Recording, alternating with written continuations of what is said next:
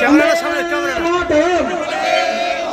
বন্দে মাতরম বন্দে মাতরম তৃণমূল কংগ্রেস জিন্দাবাদ তৃণমূল কংগ্রেস জিন্দাবাদ।